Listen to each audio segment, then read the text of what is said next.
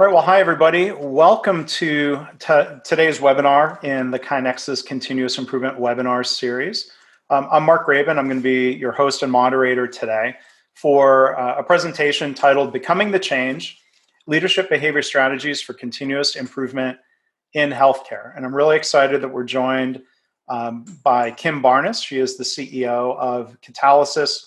And we're also joined by John Toussaint, who is the chairman of that organization. You can learn more about Catalysis at createvalue.org.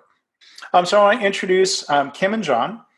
So prior to her role at Catalysis, Kim served as a senior vice president for a health system, where she had the opportunity to lead and to learn about lean and implementing that work in hospital operations. She started in that path back in 2003 with value stream mapping and improvement events and projects. She led initial value streams for OB and cancer services. And in 2014, she authored a book called Beyond Heroes, a lean management system for healthcare based on this journey. And Kim has a Master's of Science degree in healthcare administration. And we're also joined by Dr. John Toussaint. He's an internist. He's a former healthcare CEO and is one of the foremost figures globally, I would add, in the adoption of organizational excellence principles in healthcare. He founded Catalysis, which is a nonprofit education institute, in 2008. And Catalysis has launched peer-to-peer learning networks. They develop and deliver in-depth workshops and many products, including books, DVDs, and webinars. And John has written 3 books, all of which have received the prestigious Shingo Research and Publication Award. They're On the Mend, Potent Medicine, and Management on the Mend. So I'll hand it over to the two of you. That sets up no pressure at all for the new book that's coming out, of course, but I'm sure this is going to be well received, and thank you for what you're going to share today. Well, thank you, Mark. We're excited to be able to share some of the thinking we have in our new book, and it's always a great opportunity to do that with you and your organization. So today we're going to talk about the book, but specifically we're going to focus on the personal transformation that a lean leader needs to go through to really sustain long-term transformation. So it's been interesting for us as we've written this book to codify our thinking, and for John and I to do it together and learn from each other. But one of the things that became pretty clear in the beginning is that we have used a lot of really significant thinking, lean tools, lean management, putting together systems together, using the Shingo model to think about behaviors. But when we really stopped and stepped back and looked at what was happening after these many years of our work, we recognized that without a leadership change, a personal leadership change, sustainment is not occurring. And so we learned about this by talking to hundreds of leaders. You know, we've been working around the world for many years. We've been coaching in Europe, in the US, Canada, Brazil, South Africa, and the problem seems to be universal. And the problem begins with the challenge for us as an executive is to move from knowing conceptually to practicing personally. So when we actually talk today about the personal A3 and the executive assessment, we're talking about a deeply personal change for the transformation, leading the way by changing yourself first, as you expect others to change their behavior. So this personal transformation really involves identifying strengths and opportunities different than we've seen in the past. And so we're going to talk about this in 2 different levels. We're going to talk about this assessment tool, which I'm going to focus on, and then John's going to talk more deeply about how we use this assessment in the personal A3. When we talk about the personal A3, I can't help but stop and say thank you to Margie Hagney, who is the groundbreaker on this personal A3, developed these materials, has been teaching and sharing them with us for years, and with Carl Hoover, who joined John to actually develop this assessment. And finally, thanking the Shingo Institute for their great work that we have built upon. So today, I'm going to talk specifically about this leadership self-assessment. And again, this is a personal self-assessment that we start all of our engagements for executive coaching with. And we also teach it in our CEO forum. So we've done hundreds of these, and we know that this tool is one of the best tools we have found to help people think about where their strengths and opportunities exist, and then to actually create observable behaviors to make those changes. So this is set up in a unique way. If you see at the top, you've got willingness, and then you have humility, curiosity, perseverance, and self-discipline. These are traits or dimensions that we really think are important in terms of your willingness to have a sincere talk with yourself about how am I doing in these areas. The purple behaviors beneath them are really the behaviors that we can observe and that we can help coach to that support this. So I'm going to walk through the dimensions and then the reinforcing behaviors so that you understand more deeply what they are. When you're using this tool, which by the way, you can get from the book, we have all of our tools in the book, and you can download it from the createvalue.org site. So this tool is available to all of you. But when you look at how you rate yourself, if you rate yourself a 1, you're pretty much saying that I don't exhibit this behavior. It's rare or underdeveloped. If you rate yourself a 2, you have some awareness. You may use it irregularly. You may experiment with it. A 3 means that you're fairly frequent in your use of this behavior. 4 is that you consistently use it. And 5 is sort of like you unconsciously, permanently, uniformly, maturely use it. So that's how we actually go about rating it. So when we start with that first dimension of willingness, you say willingness to do what? It's willingness to change, willingness to learn. We all know that as we move organizations through improvement transformations, the willingness of the leaders is incredibly important. So we ask each person to rate themselves on that 1 to 5 scale. How willing are you to change? Are you a continuous learner? Do you want to continue to learn? And most people will rate themselves a 3 or a 4, that they're looking at new programs because they want to change, they want to make improvements. But then we ask, the reinforcing behavior we observe for people is how do you use reflection in your as one of your tools in your arsenal? Do you reflect on your work and your impact of your work on your employees, your peers, your board, your community? And if you do, how do you do that? Carl taught me that doing it in the shower or driving home does not count. We actually need to see, do you have time in your calendar with reflection that is substantial, consistent, and reproducible? And do you have questions to reflect upon? So John and I often tell people that there's 2 questions to start with. One is, what did I do to unleash the creativity of my people today? And what did I do that got in their way? And so, reflection becomes a key element in any transformation. Most of our learning occurs when we're willing to look at ourselves and reflect on how we make a difference in our organizations. The next element is humility. And, if you rate yourself a 5 on humility, I tell people then you're not. But humility is more than just having humility as your lifestyle. It's more about how do you demonstrate it? How do you go to the Gemba?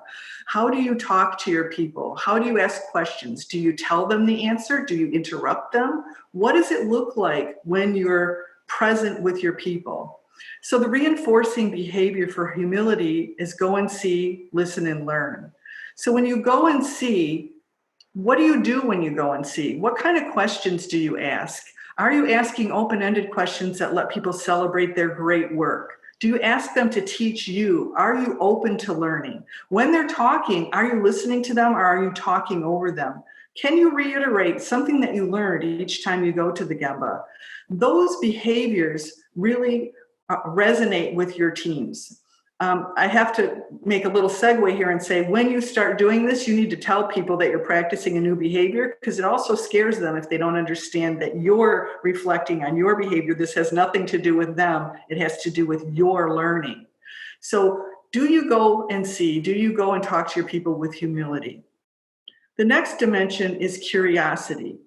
Are you really curious about what people do? Are you curious about how what they do affects your organization? How do you know what they're thinking? How do you demonstrate to them that you care about what they're thinking? Are you open to changing, and are you curious about other ways of doing things that you have currently done in one method in the past? And the way you demonstrate that curiosity is by, again, going to the Gemba, asking good questions, asking questions that are open-ended, that don't have a yes or a no. And my other two rules about asking questions is they should not be about who or why to start with. They really need to be about what and how.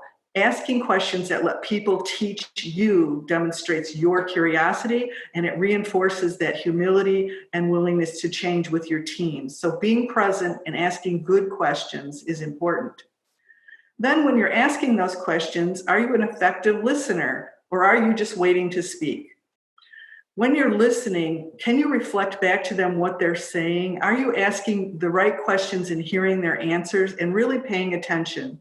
And then are you doing that with an A3 thinking method in your mind? Do you really want to understand the background of the situation? Are you curious about the current situation and how we got there? Are you curious about what management may have done to put us in the current state, and what management can do to help us get out of the current state and onto the next future state? Do you analyze what they're thinking? Are you using A3 thinking, not an A3 template, but A3 thinking in your conversations as you are curious about what your teams are learning, doing, and improving? And then are you celebrating with them with how you ask questions and that effective listening? Do you reinforce their behavior with your curiosity? The next element is perseverance. And as all of us in management know, perseverance is really something that is important to just surviving and getting by. When you're in a continuous improvement methodology, you know that there is going to be failure, and you need to celebrate that failure and persevere through it. And to do that, the two reinforcing behaviors that become really key and really important is, do you have a buddy or a partner in your organization that you share your thinking with, that can reflect to you what they're seeing as well as what you're seeing, that you can have those deep, curious conversations, and that they can, in fact, help you with your reflection and say, you know, when you showed up at Gemba today, it was really great that you were there, but do you know when you told them what to do, that probably shut down their learning? Do you have a buddy or a partner that you can be vulnerable with, that you can share your thinking with, and that has enough trust that they can tell you and reflect back to you what they're actually seeing? The second reinforcing behavior of that perseverance is having a coach. A coach is someone that's in a much more formal relationship with you, that understands those things in your personal A3 that you're working on, and that can help you and push at how you continue moving forward. So a coach and a buddy or partner are essential elements in sustaining the perseverance to get the breakthrough that you're looking for in your improvement processes. And then the last element, trait or discipline, is self-discipline. And everybody I talk to rates themselves low here. It seems that self-discipline is something that we all want to have, and we all recognize that we don't always follow our own processes. So the self-discipline is reinforced by the use of leaders' standard work. Most of us have some leaders' standard work, whether we've got it written down or not. But by writing it down and adding to it as you learn, you become more disciplined in your approach. Saying, I'm going to reflect twice a week for 15 minutes, and I'm going to use a journal, and putting that in your standard work makes it real. And then putting it from your standard work into your calendar makes it real. Recognizing that I'm going to demonstrate humility by going to the Gemba becomes part of your standard work. And you say, I'm going to go to Gemba on these 2 days a week, and this is what I'm going to look for. And I'm going to go to Gemba with purpose. I'm going to either go to celebrate or to understand a process. So standard work becomes kind of the glue that holds a lot of this all together. So at this point, I think it's important to look at, here's an example of how someone rated themselves on their standard work. And John's going to talk about the person that actually did this rating and how you take this tool, use it in your current state, and move on with your personal A3 development plan. Thanks, Kim and Mark. So the radar chart's really important from the standpoint of self-reflection, and again, reinforcing this concept that is self-reflection. This is, we are our own best and worst critics. And so a process to be able to reflect on how we're doing and then help to take us to where we want to be is really powerful. And we've found this to be true now with many CEOs and senior executives throughout the world. So what is the overall then way that we can sort of hold ourselves accountable or responsible for making some changes? And that's where this personal improvement A3 comes to bear. And I'm going to walk through this conceptually with you. Basically, it's A3 thinking, only it's applied to you as personally. And there are different questions on this A3 format. For example, we're not talking about a problem, we're talking about an opportunity. So what is the opportunity that you want to focus on as you begin to make some changes that you think will provide better leadership for your teams? So let's delve into this personal improvement A3 process. First of all, this is a dynamic document. It's focused on behavior at the individual personal level. And what we many times see is that leaders that start using this process actually keep putting in organizational issues. This is about you as an individual. It's not about your organization. It's going to require that you constantly come back to it, every few weeks or months, multiple iterations, just like any good A3, only now we're looking at it from the standpoint of our own leadership activities and behaviors. And then as you learn new things about yourself, right, we update the A3 just like you would in a problem solving or a strategy A3. You begin to update the personal A3 with new information about your own self-reflection, new information about feedback from a buddy or a coach, those sorts of things. So let's look at this in a little bit more detail. So why should I improve myself in order to be a coach, a leader who creates an organization full of problem solvers? So that's the background. Why would you want to make any changes in what you do as a leader? What are the habits that I have now in the current state? This is where the radar chart actually fits is right into the current state, right? So here are some habits. Here are some things that may be pulled in on that radar chart. And here's some things I want to do differently. Then what's the opportunity? In other words, if I'm looking out 6 months or a year from now, what are the things that I want to see different in myself? And then what's the goal? What's our target? What am I trying to achieve here as a leader? Why do I act the way I do in the analysis phase? So, what's your belief system? What's the reasons for some of the things that you do now? And then what are the experiments and the follow-up and the plan and the follow-up that we're going to use to decide if we're actually improving in our leadership skills? So that's the template. And what I want to do is go through a specific example. You can't read the details here. I'm going to go through each box with you. This is a specific example with a very good executive that I had the privilege of coaching for a while. His name is Al Pilong. He's now the CEO of Novant Health. When we worked with him, he was in Michigan. And he allowed me to show his personal A3 to a lot of different people. So I'm going to walk through this with you. First of all, we want to date this thing, right? Just like any other A3, a problem-solving A3, we date it, we title it, we put the draft number on there. So the title is important because this is like any A3, the title tells you what the purpose is. So in this case, the chief operating officer who we're studying today, his title was My Personal Leadership Development Journey. And his version was version 3. So he really just started this whole process when I documented his work. So let's look at the background. Why should I improve myself to be a coach, leader who creates an organization filled with problem solvers? Why this and why now? So personal change is critical to changing behavior. Organizations don't change until leaders do. The personal A3 is the self-reflection mechanism for that to happen. And then, what is the burning platform that we're trying to establish as we look at the background here of the organization?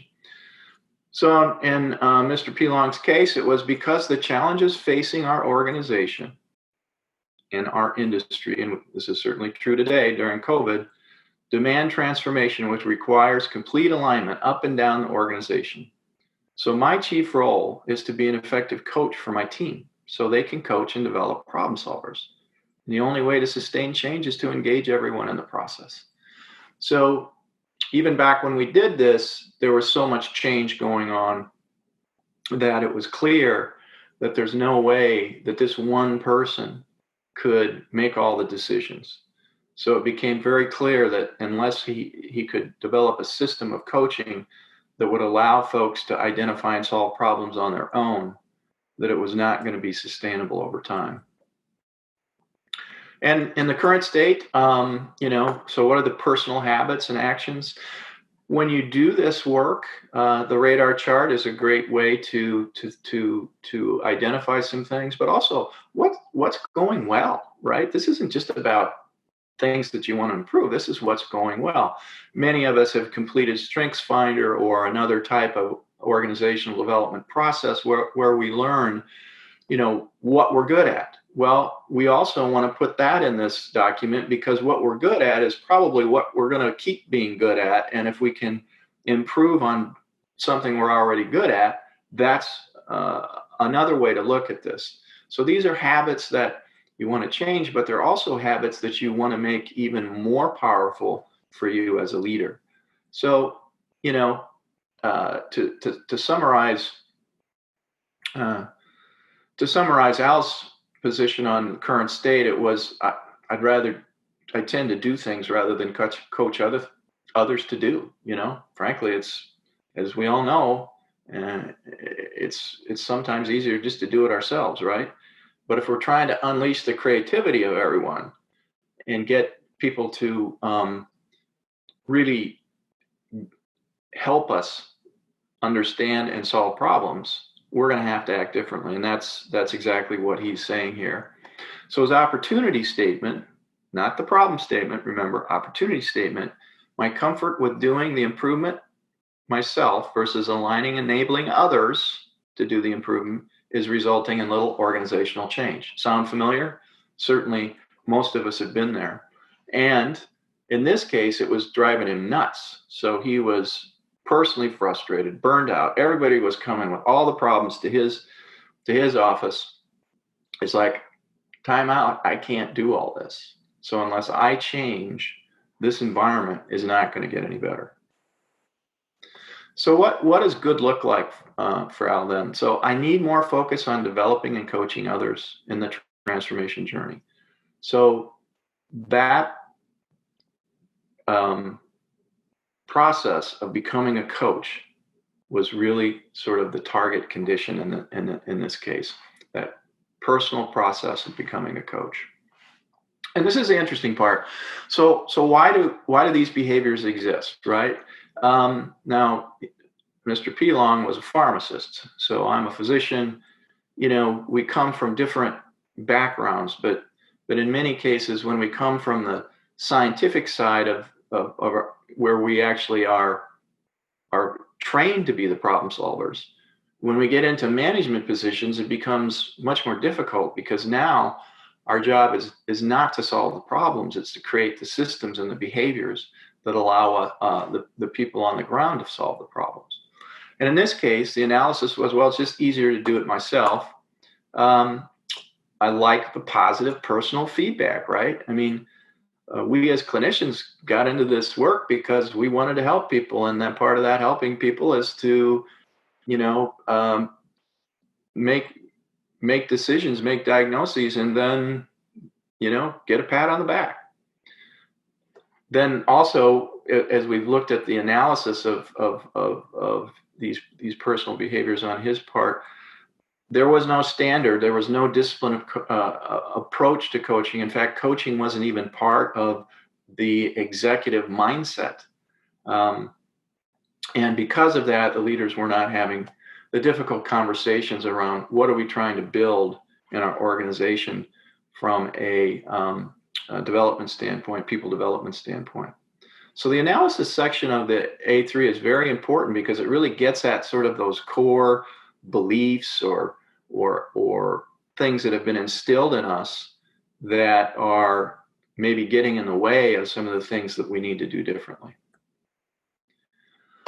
So the experiments that we're going to run, right? What experiments will I try to become a better coach and leader of problem solvers? So this was his decision. Develop and implement a standard template. You heard from Kim about standard work, right? A lot of the issues that we have as leaders can be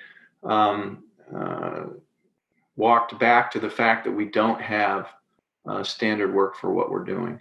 So what he did was he created a standard template for meetings, which was focused on, not the problem of the day, but actually a coaching process for his subordinates. So he was going to use his one-on-ones with his subordinates as coaching opportunities. He was going to get to the Gemba with each of these leaders. And he had, 20 or 25 direct reports. So that's why he couldn't do it more than quarterly. And they were spread out of large geography.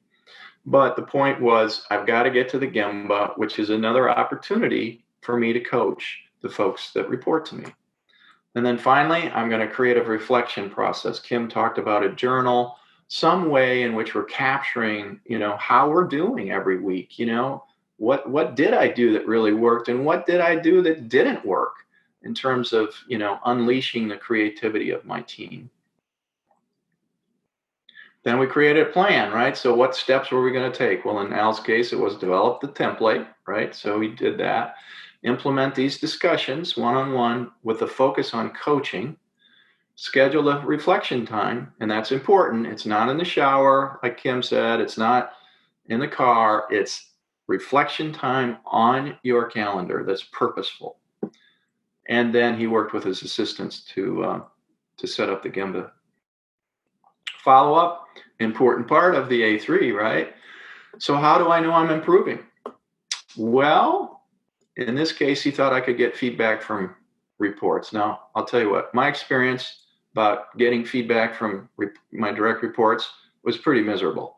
They didn't really feel comfortable giving me direct feedback. So you can try, and maybe if you've built a trusting relationship with them, they'll do that. But it's pretty tough. The power distance makes that difficult. How will I know I'm off plan? Okay, again, our best and worst critics is ourselves. So if we have a good reflection process, we're going to be able to step back and think about what went well and what could be even better if. And then how will I make time to practice? In Al's case, it was put it on the schedule, becomes part of my standard work. What's the process for ongoing reflection? He said that was journaling. And then who else will I involve? So he did involve his boss, and he involved me. I was coaching him at that time, and we set up a process where he could get some of the feedback that he was after. So as you can tell, this is really a very personal process. And that's the important part to remember here. This is not about the organization. This is about you. And as you work with the radar chart, which you can download from the link that you'll get in our new book, and also you can download this personal A3 template as well.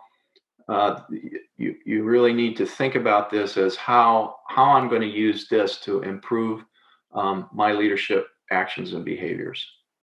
So with that, I'm going to turn it back over to Mark for Q&A. Thank you, John. Thank you, Kim. And we're going to have a generous Q&A session here. So we never get feedback that says Q&A was too long. People usually want more. So I encourage people, please do continue submitting questions, and we'll take full advantage of that. But Before we do so, a couple quick announcements.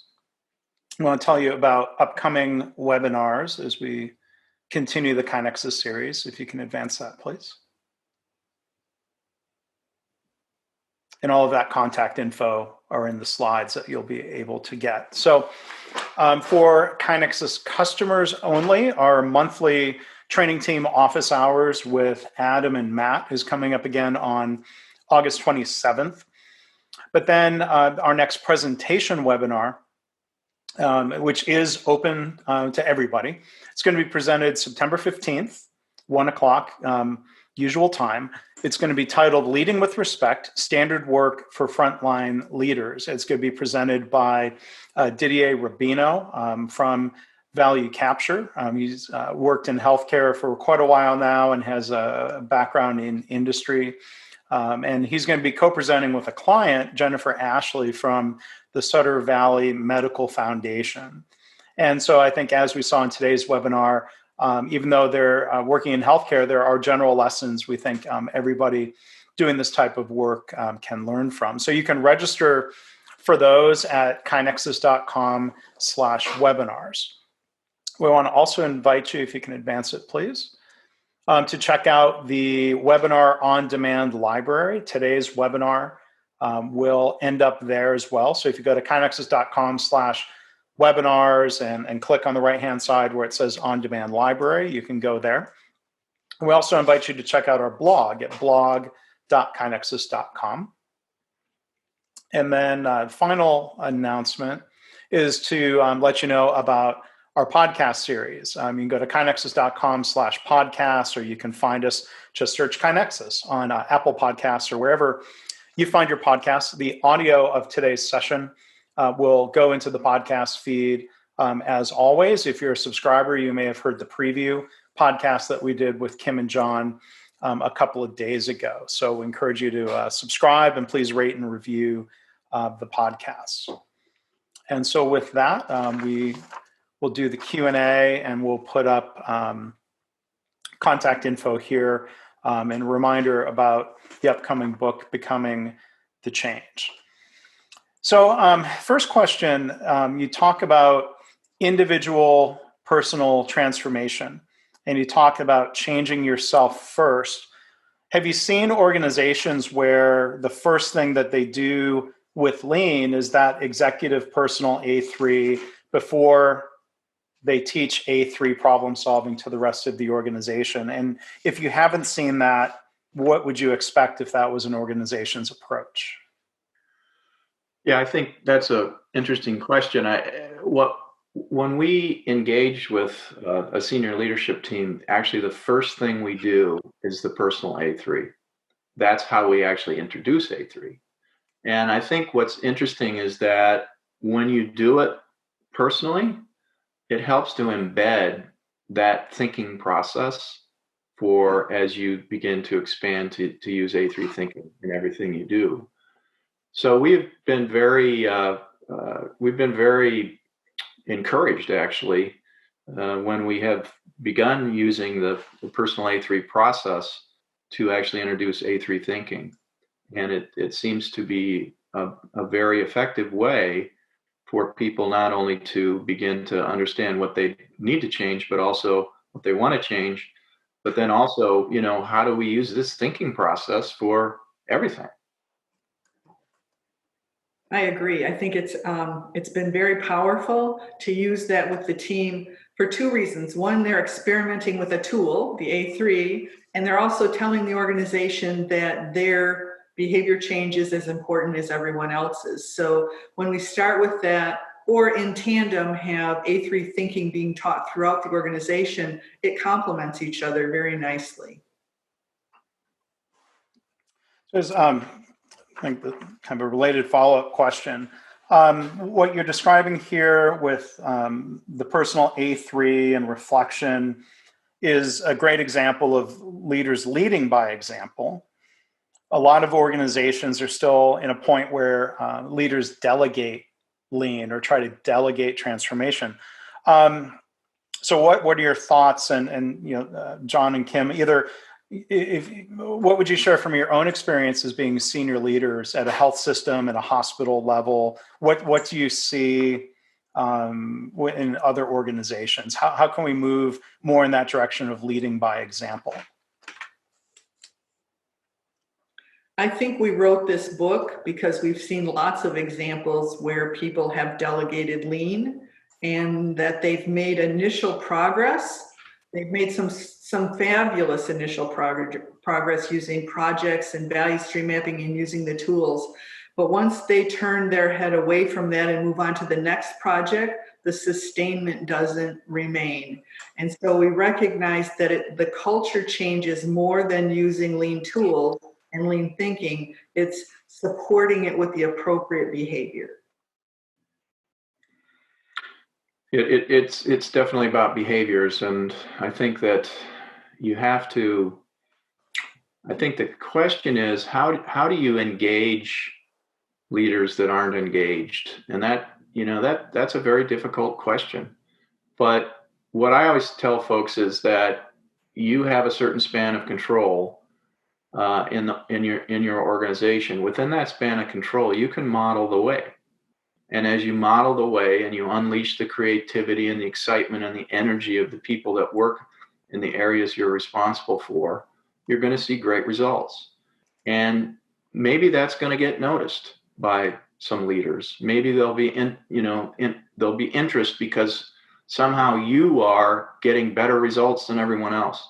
So I think this works at all levels, and depending on where you are in an organization, you still can model the way and get great results.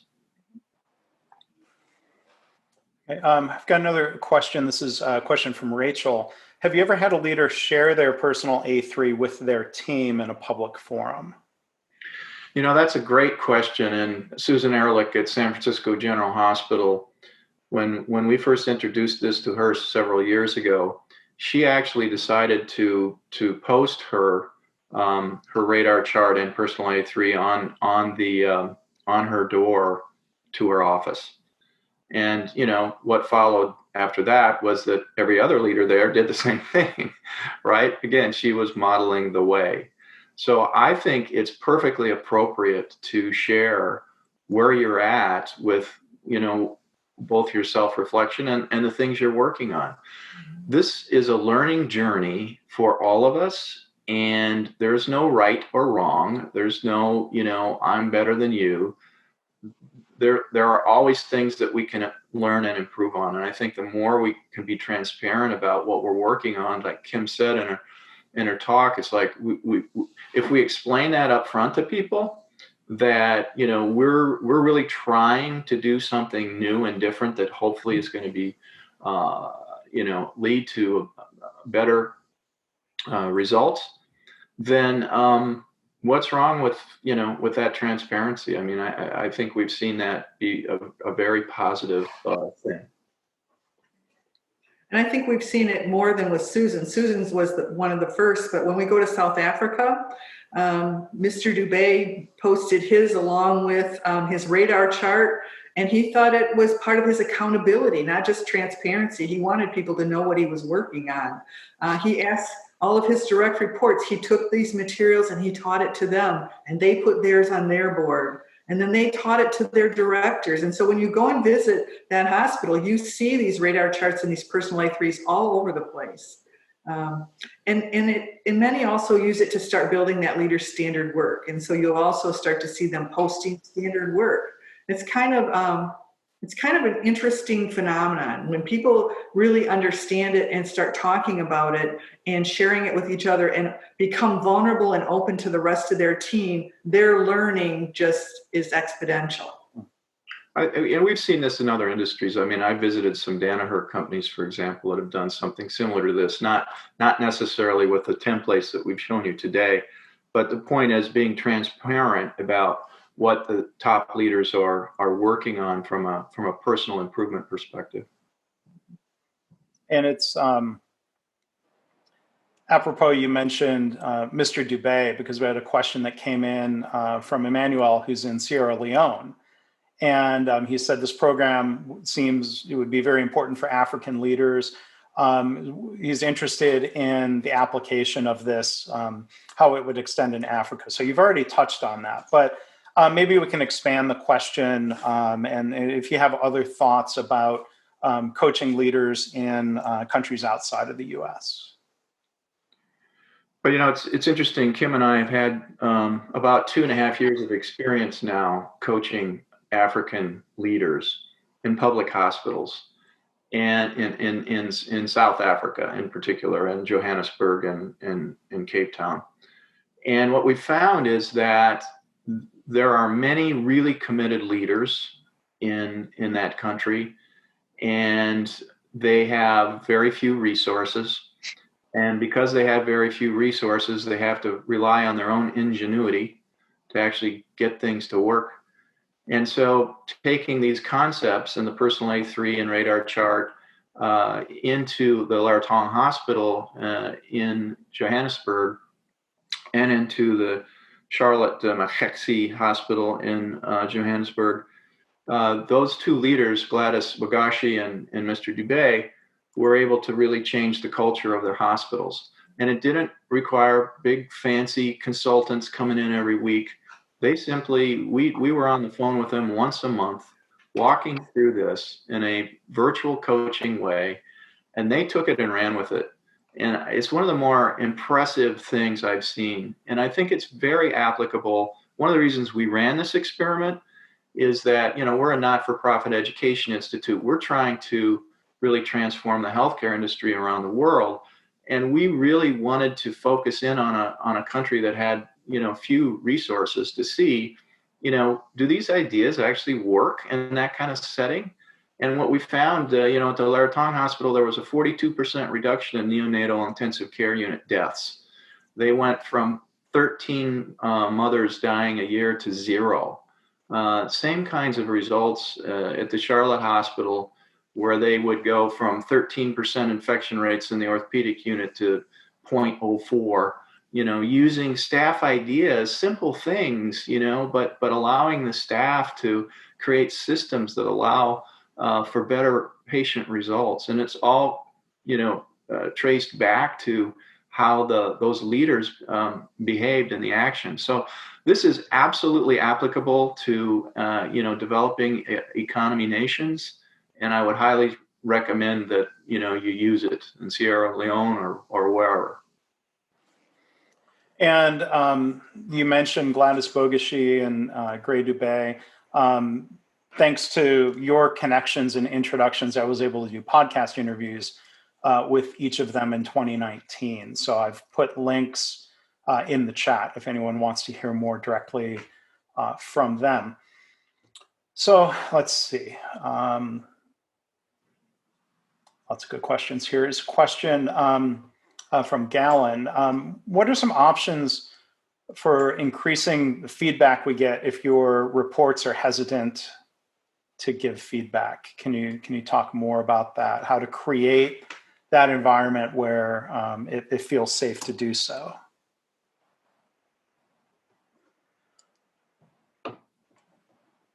I think that's a scary thing. I'll let John respond more detailed, but in terms of getting a response from your direct reports, to get to a point where there's a trusting relationship with them requires you to exhibit a lot of the behaviors we just talked about. When they're fearful of reprisal or that they're going to get a negative reaction or response on their performance review, they're not going to be likely to share their true thinking with you. They're going to tell you all the great things and they're going to avoid any of the opportunities. So I think it's being upfront about why you're asking the questions, what it is you're trying to learn. Ask them for one thing that they think that you might be able to work on rather than tell me everything I could do better. And then, being sure that you reinforce positively those comments. But my true response is that you won't get a whole lot out of that. You get more from the peer or the buddy that can observe you in the Gemba, having the conversations, understanding what it is you're trying to work on, giving you that real feedback. So that for me has always proven to be a stronger link. Yeah, I think that if you do do something positive, people will recognize that. What I've seen is, what I've observed is, when the leader is really changing, people say something to them about it. They say, I noticed that you're not talking over me, or I've noticed. So I do think that you can get positive feedback from your subordinates, and that's good feedback, right? Because if they're noticing some change in your actions and behavior, and that is actually impacting them in a positive way, then you should be getting some of that positive reaction. If what you're doing is not impacting them in a positive way, then you probably aren't going to get anything, because they're not going to tell you the bad stuff, but they will tell you the good stuff. And so I've looked at the feedback piece as, if I'm making some progress, I probably should get some positive comments. And if I'm not, then I got to step back and ask why. The one person I think of that really addressed this was Eric Dixon.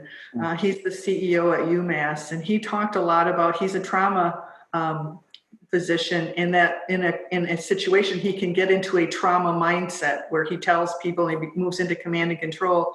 And he recognized that through reflection, and he asked his leadership team to call him on it, and that he would always say thank you. And he tells some really wonderful stories that I can't repeat because I don't really know all the details, but about how being in a meeting and he gets upset and he moves into that mode and he looks at the people that he's asked to help him, and they have codes of, you need to calm down. We need to look at this in a different way. And he always stops and thanks them personally for taking the risk of sharing that. And so he made that promise up front, and he lives by it. So he's the one example where I know that it actually was helpful, and he had a process around it. Yeah. Anyway, I just want to give a quick glimpse into KaiNexus. I mean, I think we're blessed to have humble leaders, our senior leadership team, our co-founders, Greg and Matt. And, Greg's an ER doc, and he doesn't get into that, that trauma mode. But, Greg and Matt and Jeff, our head of sales, they go through once a year a reverse evaluation process where they invite the company to give feedback. And that's evolving, because that's always been done through kind of, send your comments to somebody who blinds them and makes them anonymous. And there's mostly positive feedback that comes through. But I think the next evolution of it, they were talking about, well, should we not make that anonymous? How can we create an environment where people feel safe to give us feedback along the way? And I know that happens, but I think inviting more of that, I think that reflects well on them as leaders. So let's see. So Didier, our presenter, one of our presenters for September 15th, asked about the coaching sessions. What's the typical frequency and duration of those coaching sessions? It's once a month. And, today, Didier, just like you, it's all virtual. So, but yeah, the coaching sessions we do with executive teams, and the ones we've done in the UK and in Africa, we're all once a month. And what we do is we start each session with a review of the personal A3 learning. So, there's other content, obviously, that we're coaching to, but we always go back to the personal A3 first. So what have you learned? What experiments have you tried? And how has that impacted your thinking? And we found that to be very, we don't spend a lot of time on it, but, all the executives realize that for 5 to 10 minutes, we're going to spend time on them personally before we go on to any sort of content knowledge delivery. So once a month has seemed to be pretty appropriate timing. And within that coaching session, we have our own standard work and our own guidance. And so each month there is a aspect that we want them to go and practice. They need to go to the Gemba. There are things that we want them to be looking for and coming back and talking about. So even when it's not their personal A3, it is about their personal behavior. Okay, let's see. There's two related questions. Let me try to combine them. So Roberto asked and Danilo asked something similar. Can you elaborate more on how to measure effective improvements on a personal A3? You mentioned peers. Well, I'm not quite sure, but so let's just leave it at how would you measure effectively? Is that the radar chart, or is there more to it that can be measured to show progress? Well, what you have to realize with the personal change processes is this is not it's not a scientific measurement, right? This is observational measurement. So that's how we know whether things are changing, is we are observing people and observing behaviors. I can't say, is that a 4.3 or a 2.7 or a 8.2? What I can say is that I observed you at the Gemba when we started, asking questions that included, who and why, and not listening to people. And now, as we've uncovered this, when I go to the Gemba with you, I can observe you to be asking how and what questions, and I can actually see you carefully trying to work through what people are saying, whether it's saying it back to them or asking more humble inquiry questions. So that's why on the radar chart we talk about the observable behaviors. Those things in purple are observable, and over time the question is, are those observable behaviors changing or not? Now, the reason that we actually have you do a rating of yourself is so that you have you understand where the gap is in terms of what you're doing right now. So if you have no leader standard work, if you have nothing in your calendar that's standard, you're going to rate yourself low. What that does is it helps you to say, that's maybe where I should start to focus, because I don't have any of that. So it's a combination of these observable behaviors, which is why it's so important to have someone that you trust that can actually, give you some feedback on those observable behaviors, whether it's that coach, that trusted person internally or externally who can observe you from time to time, or somebody else, right? But that's, what we're talking about with the personal change work is really around observable activities and actions that you do, not necessarily quantitatable activities. Okay, we have another question from Alan. It's asking about the book, Becoming the Change. Can you briefly tell us about what other leadership behavior strategies are included in the book?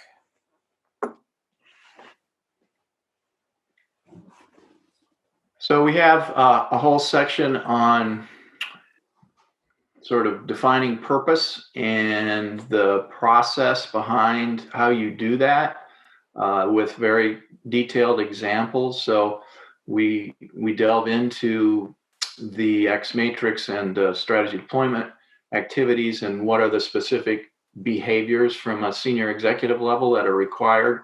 We talk about not only the behaviors, but the content the content knowledge that's going to be needed. We also have divided it into different swim lanes. So like, what are the key behaviors for the PI team, right? And the PI leaders, what are those behaviors that a really great high functioning PI team need to be exhibiting? The senior leaders, we look at that swim lane. We look at the board, what are the behaviors of the board? A lot of our boards could care less about what we're doing. Well, guess what? That's not the right answer. We need to have very specific behaviors associated with board members and what their roles and responsibilities and actions are. So we've tried to divide this into, support functions.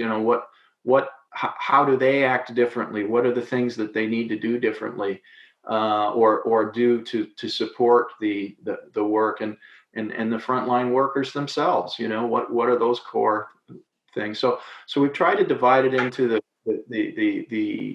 kind of the organizational swim lanes, and what is different about each one of those swim lanes from a behavior and action standpoint that's required to really build a great organizational excellence culture. Kim, anything else that you would add? Kind of a highlight from the book. I think as I was looking at that and thinking about it this weekend, because I actually got my first copy of the book in my hands, so of course I had to read it in a hard copy.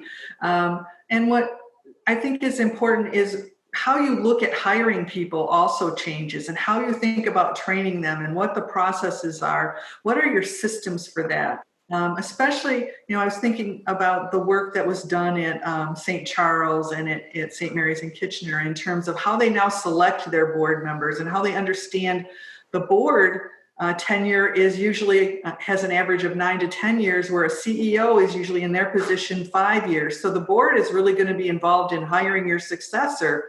How do you make sure that you maintain the gains that you've made without understanding how that happened? And so the board relationships are so significantly different as we look at sustaining long-term improvement. So another question here. I think my leadership would greatly benefit from these type of exercises. Do you have any recommendations about how to coach up? How do we get interest in this idea of reflection and self-assessment? Well, the first step is to hand them a copy of the book, I think. That's why we wrote it.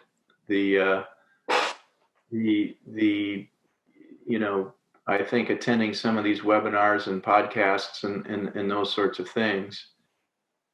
Frankly, the most powerful thing I've seen that changes people's minds, CEOs and leaders, is to go see. Unfortunately, right now we can't go see. We usually have a bunch of site visits that we sponsor to various organizations like the Cleveland Clinic or UMass or San Francisco General, but we can't do that in this time. So we have to figure out different ways to engage the leaders that aren't necessarily there yet. Certainly, Kim and I are very willing to get on the phone and talk to people. We did an experiment this week of doing a virtual Gemba. Maybe we can do some more of that type of thing. But I think that the stimulation of the interest is to start reading, and there's a number of articles on our website at createvalue.org that can help with that. I just published an article a couple months ago in the New England Journal that explains the differences between the Shingle model, the Baldrige criteria, what is lean. Those are the kinds of articles that I think, people can sit down and read in 20 minutes or 15 minutes and maybe get a better understanding. I mean, just final thing as we wrap up here, the Catalysis Healthcare Value Network, Kim, maybe you can talk about this, is experimenting with a virtual Gemba visit for the members of that network. There's a good example of adaptation. It's interesting because we formed, well, actually John formed the network, and that was the fundamental basis of Catalysis when we were at that time called the Theta Care Center for Healthcare Improvement. And the network began as a peer-to-peer learning opportunity, and that peer-to-peer learning meant they were going to Gemba at each other's sites. And so we had 21 Gembas a year scheduled for just network members, in addition to those where we'd invite CEOs and others. So it's a huge loss for that network to not be able to go and visit with each other and learn how to coach and how to ask questions and how to see what others are doing and steal shamelessly and bring back ideas. So we've been working on what does a virtual Gemba need to include. And so our first experiment is this week with Torrance. We've run a couple of experiments in Europe, in Finland. And one of the things we're learning is the preparation for that Gemba needs to be much different, that people need to understand what their role is virtually. And so those experiments are rapid cycle improvements, and we're going to be doing the first big one this week. I think we have over 100 people coming to Gemba, which is huge. So very cool. We'll keep you informed. Yeah. Well, good. Experiments around the network is one of the themes at the annual summit. So here's a new experiment with the network, right? Exactly. Mm-hmm. All right. So we're at the top of the hour, or actually we are a little bit past. So we will wrap up. But I want to thank all of our attendees. I want to thank everybody for a lot of people, vast majority of people staying on for the Q&A. So thank you for that. And John and Kim, thank you both for the presentation and for sharing so much here during the Q&A. It seemed like that added value to people. They stayed on. So Thank you. So again, John Toussaint and Kim Barnas from Catalysis, I really do suggest you go check out their website, createvalue.org. And whether you work in healthcare or other industries, there's a lot to be learned from their upcoming book, Becoming the Change, Leadership Behavior Strategies for Continuous Improvement in Healthcare, but I think there'll be a good audience outside of healthcare as well. So thank you everyone for attending. We'll see you on September 15th for our next webinar, and everyone be well. Thanks.